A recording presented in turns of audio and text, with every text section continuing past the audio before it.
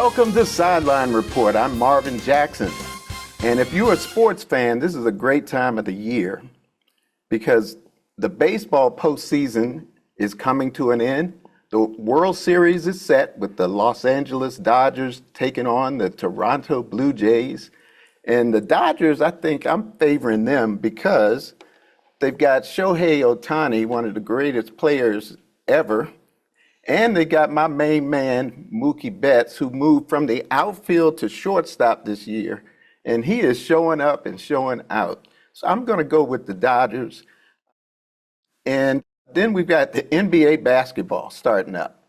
And it looks like the West is loaded with great teams. Maybe about 7 teams could take it and get to the finals. But we're going to talk about football. And here to discuss football, college and NFL, are Donna Hopkins, Lou Holder, and our special guest, Morgan State University Bears head football coach, Damon Wilson. Welcome to the show, everybody. Great to be here today, Marvin. Great to be here. Great to be here. Thank you for having me. Yes, sir. Thanks, Marvin. We got a loaded panel here. I mean, we got some experts here tonight, and we're going to start out with Damon Wilson. He's a Prince George's County native and resident still. And Damon, let's talk a little bit about, you've got a big game coming up this weekend because you're starting out the MEAC schedule. And you got a big game this weekend. Tell the viewers a little bit about that. And then we're going to get a little bit into what's going on with your team and with the MEAC. Well, Marvin, yes, we do have a very big game this week. We play Howard University for their homecoming at 3:30 in Washington, D.C. So I look forward to getting back to D.C. This is, like you said, it's MEAC play. And the MEAC, because of the number of teams we have, every game is like a championship game. You know, we're looking at it like a March Madness tournament. So, you know, we have to be hitting on all cylinders each week to give ourselves a chance to be in that game at the end in December. So this is a very big week for us this week, and we look forward to the challenge at Howard University. Yeah, it'd be great to start off with a big victory, right? Hey, Marvin, you have to. Like I said, it's really tough for you if you drop one game in this conference. You know, just because of the number of teams that play in the conference. We have 5 weeks, and you must go 1-0 each week to have a chance, like I said, to be in a Celebration Bowl in December. Yeah, Lou and Donna, anything you want to? Hey, Coach, it's homecoming for Howard, too. Difficult is that to be playing them homecoming. And what have you seen has been probably some of the challenges this year, and the season is still early? Don, I'm going to be honest. I'm really excited because as a kid, you know, I went to Howard homecoming. I grew up in my early years right there in Washington, D.C. in Northeast before we moved to Prince George's County. And so for me, Howard homecoming is a big thing. And I'm a D.C. native, so I know some of the old guys from the neighborhood will be at the game. So I'm excited about that. Our team is prepared to play the game, so we're excited. I'm excited about the guys we were able to bring together. But some of the challenges for us has been finishing. You know, we lost 2 games on the last play of the game, you know, Hail Marys. So it's just situational football, and finishing has been challenging for us thus far. And overcoming injuries, we've had a number of guys that's been injured. We're down to our third quarterback, but like I tell the guys, it's a next man up mentality, and you know we prepare everybody to be the starter. So now you got an opportunity to show that you deserve to play. You know, take advantage of it. So that's kind of the message to the guys. But we've had our fair share of challenges this year, like everyone else has. We talked about that on one of our recent shows. And what do you say to your team after a loss like that? So, first of all, since we had 2 of them, you know, one game was against Towson, and we pretty much dominated the game in every statistical category. But they were able to throw a ball up at the end of the game, and the receiver made a play on it. That game was a little different than the Georgetown game. Georgetown game, we were down 14-0. We battled back, took the lead, and we had the lead in the fourth quarter, late in the fourth quarter. And like I said, they had to score in the last play of the game. So we showed some grit. We showed some perseverance. We talked about the good things that we did do well in that game. but we also had a lot of moments to talk about situational football and understanding why, if you're supposed to be playing underneath a receiver and you got a safety on top, why it's important to fit in the right area or the right location with regards to the call. And offensively for us, we had the ball. So if we had the ball and we ran a good 4-minute offense, they would have never got the opportunity to throw a Hail Mary. So just situational football, teaching those guys, learning from, I won't say those mistakes, but from those experiences, I think will help us move forward in the MEAC play. Mike Loxley is having some similar situations over in Maryland. That's your good buddy. Hey, Marv, I got home. Well, we had a bye this past week, so I was home watching this game, and I picked up the phone. I was getting ready to hit the button, and I said, he's not ready to talk to me yet. But you're right. We were going through some of the same things. I want to say they were up the last 3 games in the fourth quarter and end up losing the ball game. That's tough. That's tough. So you try to look at maybe some of the little things that you may want to do better or you're not doing. But also you don't want to beat the guys up. You want to uplift them in that situation. But that's tough. When you're in ball games and you have a chance to win, you want to win those games. It's tough to win in college. It's tough to win at any level. But at the end of the day, you got to make the right decision in the right time of the game to come out on the right side of that column. Hey, Coach, real quickly about culture and building cultures. I mean, we all met you lovingly when you were at Bowie State, and you built a championship caliber program there. And then you took that challenge to start it all over again at Morgan State. And so we see building of culture around. Donna and Marvin and I have seen it in many franchises in different sports. What are some of the challenges and what are some of the joys about building a program? I mean, everybody's rooting for you and everybody was like, it's just a matter of time before Damon builds a winner everywhere he goes. But what are some of the personal challenges and gratifying moments for you building a culture and building a franchise? The challenges are different daily right now because you have so many young men in this generation that wants to have that immediate success. They don't want to go through the process. They want to kind of cheat the process. And in order to be successful in life, there is no shortcut. And trying to teach today's generation that it is challenging in itself. And that's something that we were fortunate enough over a period of time at Bowie to get those guys to understand. I mean, you look at it, my first year at Bowie, we went to the championships, but we lost. And then it wasn't again until 5 years later where we went, and I think we went maybe every other year, and we were able to win 3 in a row. So it's a process, but teaching today's generation how to persevere through that process, how to not cheat the process itself, I think that is challenging. Also, understanding the campus dynamics. It's not just about the football team. It was really at Bowie. It got to the point where the janitors, the grounds, the folks in the dining facility, they treated every student athlete or every student as they were already champions. So they established a championship mindset. And that's something that you really need the whole campus to embrace and understand for you to have success. So it's just not about Coach Wilson. It's just not about my coaching staff. It's about the academic team. It's about the folks that cut the grass. And if everybody treats this situation as a championship caliber program and treat our students like champions, then that's when you have success. For me, some of the gratifying moments are just what I just said. When you overcome, when that product at the end, and when you see the smiles on their faces, when you're graduating 85-90% of your guys and you're winning championships, that's really what it's all about at the end of the day for me. Yeah. I love that, Coach. Don't cheat the process. I think I heard that from the Commanders head coach last year, and players is not cheating the process. That's key. That is key. All right. Speaking of culture, let's talk about Washington, the Commanders, NFL football. And Damon, I know you keep up with it very, very much. So yes, sir. Why don't you start it off? The Commanders they're not doing too well. So what's going on with the Commanders? Because everybody thought they were going to be like last year. It's tough. That's the first thing. It's tough. A couple of things go with this. You had a new coach last year, a new quarterback last year, and the NFL teams didn't have film. Those guys get paid a lot of money all off season to break down what their team did well, what the team did bad. And what you're seeing right now, and health, that's another thing. Players make us as coaches. When you don't have certain players available, that impacts you as a coach. I mean, that's really what it is. Those guys are all NFL players, but everybody wasn't drafted first round. There's some fifth round picks, and they're a fifth round pick for a reason. So now when you're asking for a guy that may be a fifth round pick to do something that you expect the first rounder to be in to do, you may not get the same outcome right now. But I don't think all is lost. I like what we're doing with the Commanders. I mean, the camaraderie and the environment is electric. It's feeling like back in the 80s, early 90s, when you're talking about Commanders. Now I watch what I say because I'm used to saying that R word. but now I really like where we are.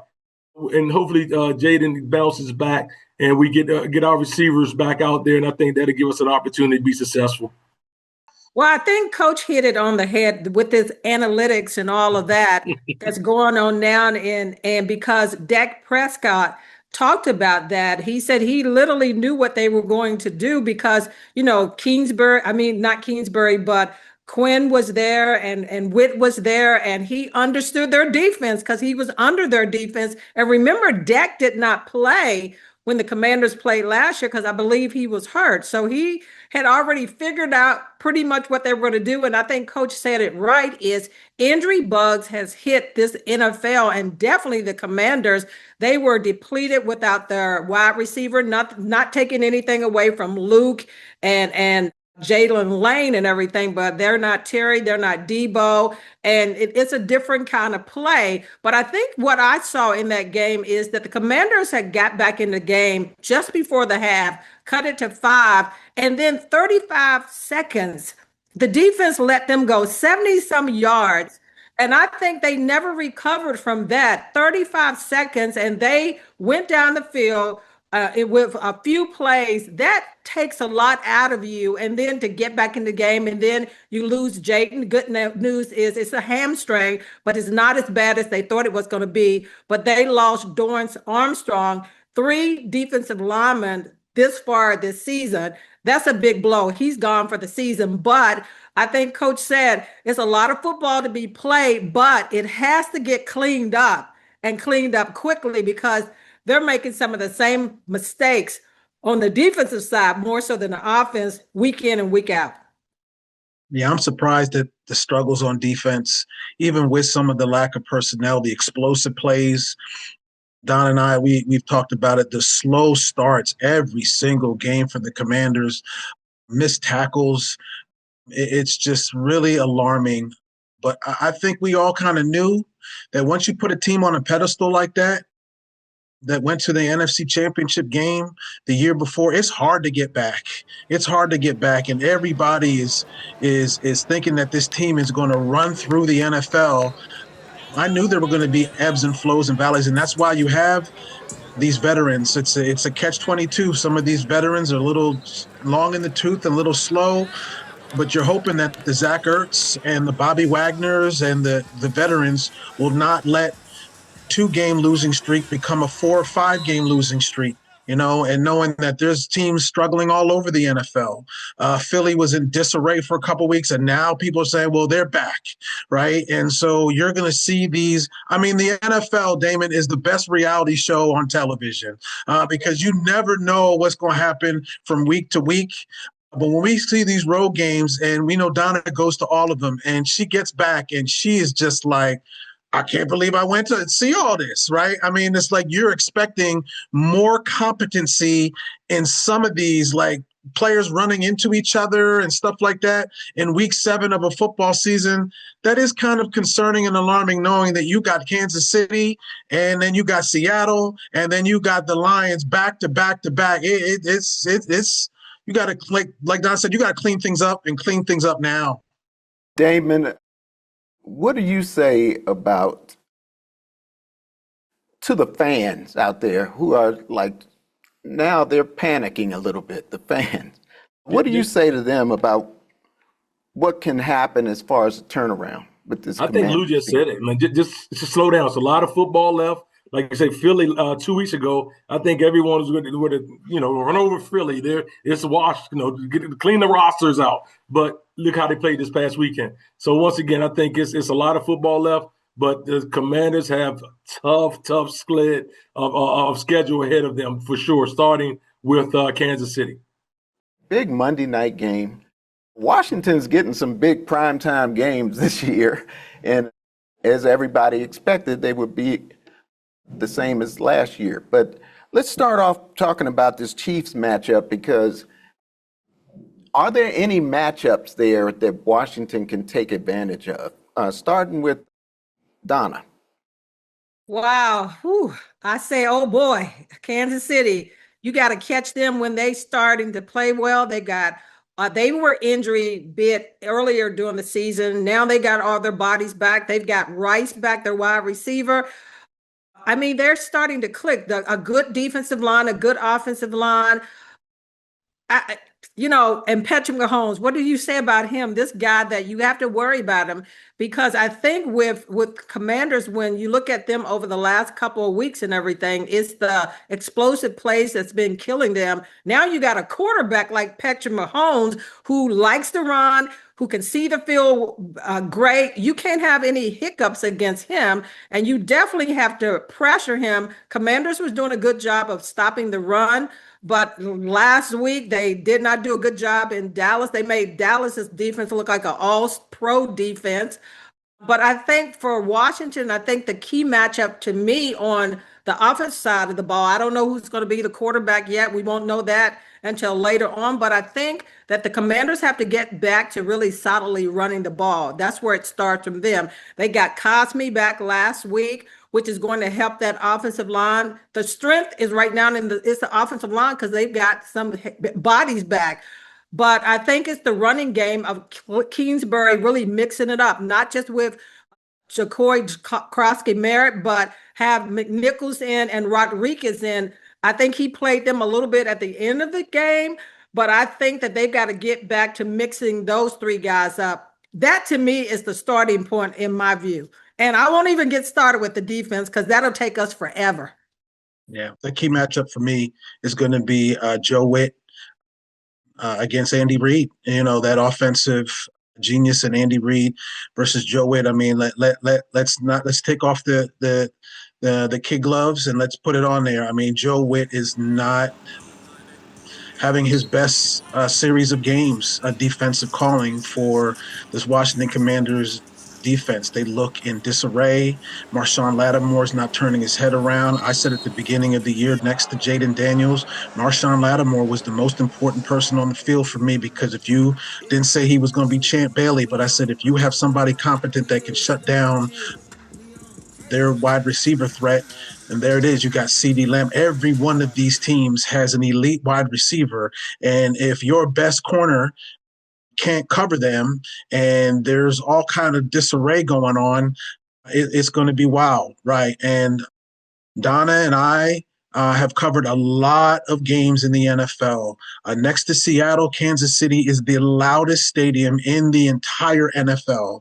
And the Washington Commanders need to get in there and silence that crowd with points early. Those slow starts that Donna keeps talking about week after week on the show, that cannot happen, because this thing could get ugly and ugly quick if they got that crowd behind them. And so that place shakes. Arrowhead is no place to be messing around with. And so that team needs to come out with some competent football, especially on the defensive end, and be in this game to silence that crowd. Coach Wilson, when you have a lot of players go out with injuries and you have to fill in those spots with different people, can't that be pretty confusing for the defense? Even for you in college, I mean, you've had a lot of injuries and stuff like that. Is that pretty confusing for the defense when you got different people in different spots? It can be, but at the end of the day, when you talk about NFL players, there's 53 guys on the roster. All of those guys are NFL players. They are the best of the best. In college, when you go from your 1 to your 2 or your 1 to the 3, it's normally a major drop-off. So it can be confusing, but at the end of the day, I think this week, especially for the Commanders, it's going to be about our offense being our best defense. We can't turn the ball over. We got to control the clock. You can't give the explosive plays that Lou talked about earlier, because that's something that has hurt us. But it's important this week in particular to clock management, make sure we're getting first downs, and not make this a shootout. Because Pat Mahomes, he has the ability to score from anywhere on the field in a very, very quick time. So, Is it a good strategy to try to stop the run? Or is that bad because they got that Patrick Mahomes guy? You stop the run and then he starts throwing, right? So, but I think that's key in every football game. Most of the time, when you stop the run and make a team one-dimensional, you're going to have a better chance to win the game just because of just the percentages. But like you said, Pat Mahomes throws the ball just as well as most guys run the ball. But we have to try to keep the ball out of Pat Mahomes' hand. Like I say, offensively, man, let's try to have the ball 35 minutes of the ball game. And he can't score when he's on the bench. So keep him on the bench. Hey, Coach, Dallas. Hey, Marvin, could I ask, Coach? Last week, Dallas stacked the box on the Commanders and everything. They said we're gonna make you one dimensional. Which Andy Reid, which Lou talked about, is a genius in himself. Coach Quinn talked about digging deep this week as far as looking at everything. So when you look at everything, you look at the defense, which is giving up explosive plays. Maybe you move Mikey back out on the outside, Lattimore inside to make those little changes and everything. What is your take on when you look at the Commanders' defense and what's going on with the explosive plays and digging deep and making some tough decisions? I think, holistically, they have some talent back there in the secondary. It's about guys being in the right position and making the plays that they're supposed to make. Dallas made some contested catches the other day, but it wasn't. They also made some play with blown coverages. So you got to look at the film, understand why you're calling certain coverages, and from a coach's standpoint, my biggest thing is teaching guys situational football, understanding what the offense or what the defense has available to them to do in this particular coverage and what we're trying to take away from them, and understand the situation where offenses like to take a shot. You look at some of those shot plays, they were in early downs, if I'm not mistaken. I didn't break their film down, but I think most of those explosives were on first or second down. What was the situation? What defense were we in? What coverage were we in? So I'm quite sure they're doing a lot of self-scouting right now. But the thing about it is they have who they have. That roster is not going to change during the course of the season. You may pick up a guy or two off from a free agent standpoint, but you have who you have, and you got to get those guys ready in a short week to get ready for Pat Mahomes. I want them to pick up Lockett. He's available. He was just released by Tennessee. He would have that wide receiver. Donna's general manager. I'm calling Adam Peters. Hey, listen, you brought up something that was very, very interesting as far as I think it was that Chargers game where you had that long drive that took up a lot of time. Damon, when you talk about your best defense is that offense staying on the field and that run game, I think that is definitely going to be a key to keep those long drives, because defenses, they stay on the field long enough, they will get exposed. But you are absolutely right with that. We saw that when they closed out that game against the Chargers, it was chef's kiss. Mwah. They had, it took off so much time off the clock and was just so confident. They need that. They need that. Indeed. Hey guys, do you all think the Ravens can turn their season around? Somebody was saying today they got to win about 5 straight games to do that. What do you guys think? Real quickly, what each of you think? Do you think they can turn it around? And then give us an idea of what team that you think is really doing well that you're kind of surprised but not maybe surprised. Starting with Damon. Yeah. Ravens, it's going to be tough for the Ravens. They're going to need Lamar back right here, right now. But defensively, they're not playing really well. defensively right now. So they have a number of hurdles that they have to deal with, but it's going to be tough sledding. Can they do it? Yes, because there's football available. I hope Coach Orr gets that defense turned around. Coach Harbaugh is a great coach, so he knows the different angles and things to go at the guys and try to get them to turn it around. But it's going to be tough. It's going to be tough for those guys. The team that I'm most surprised of right now is the Pittsburgh Steelers. They're sitting at 4-2 with a 50-year-old quarterback, but old Coach T finds a way to get it done. So I'm surprised that these guys are 4-2 and he's playing well right now. That's right. He's older than you, Damon. Oh, by far. Hey, Marvin, I'm surprised that the Ravens are in the boat that they are, because they came in with probably one of the best defensive of everybody saying that they were going to dominate. Well, that hasn't happened, and with a lot of surprises around the NFL in general. But when you lose your starter and you don't run Derrick Henry, those things are going to happen. I'm surprised all the way around at the Ravens right now. And it's almost like they've lost their identity, almost like Coach Quinn talked about. The Commanders, their identity right now is still in the process of happening. So I think, like Coach said, that you can turn anything around, but you have to start putting the pieces in place, because this season is getting going and we're getting in the mid part. And the team that has surprised me is the Colts, with Daniel Jones up there that the Giants dismissed, and he seemed to found the right one. And at the top of my list is the Kansas City Chiefs still, but the surprise for me is the Colts, and I think the Rams coming on too. I don't have good news for Ravens fans. I don't think it's going to get much better. I just think that there's stuff there. I said earlier on that I think that John Harbaugh's voice is kind of dead in Baltimore. Not saying he's not a good coach, but I saw the same thing happen with Andy Reid in Philadelphia. I just feel that overall, schematically, there's issues there.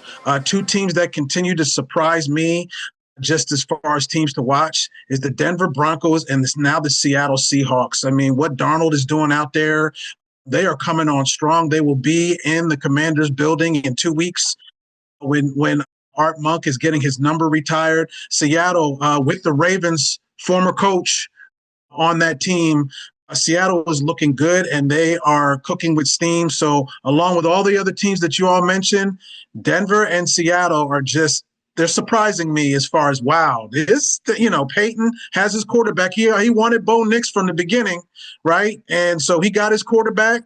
They're competitive in every game. And again, like Seattle, I just think those two teams are ones that I'm just like, my eyes are like, okay, all right. And I love how New England has got that new culture going. And, they're going to make some noise this season. So. All right. Well, thanks so much, everybody. You guys were great. You were We got to great have too, you all Marvin. the same group back again. This is Coach was rich. We needed that because from you Coach. know what? Just like in football, there's chemistry. Those Omegas come in and they That's hop right. it off. Omegas and Those Kappas Omegas come in together, and they do their there's thing. chemistry, man. I appreciate you guys, Marvin. Yeah, I appreciate thanks so you guys much, a lot. Damon, and good luck this weekend against Howard. Again, that game is at what time? What time is that, Damon? We're at 3:30. 3:30 at Howard University. Okay. All right, Yep. at Howard University. Yes, So sir. don't miss it, viewers. That's going to be a good one. And I know you want to Hold on. Two Omegas going at it. Two Omega. Two Omegas Exactly. going at it. That's Going right. at it. And I mean, see, that's why it's going to be so good, right? There's going to be some. Yes. And there's going to be some good festivities up there too. So those Always bands and all that Always good is. stuff, man. We can't talk about that stuff on the sideline report. All right, sure. Howard homecomings. All right, folks. Well, thanks so much to our special guest, Damon Wilson, head coach at Morgan State, and good luck to him the rest of the season in the MEAC. And thanks again to Donna and Lou for always joining me. So for the Sideline Report, I'm Marvin Jackson. We'll see you next time on the Sideline. Take care, everybody.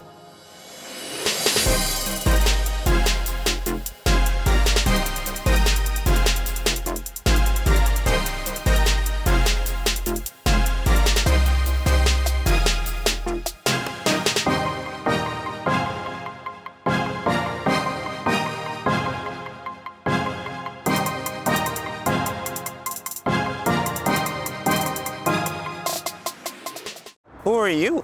Your lungs. We're quite proud of you. Even though you quit smoking years ago, you may be at risk for lung cancer. But with the routine screening, you can detect it early when it's more curable. Listen to your lungs. Learn more at savebythescan.org.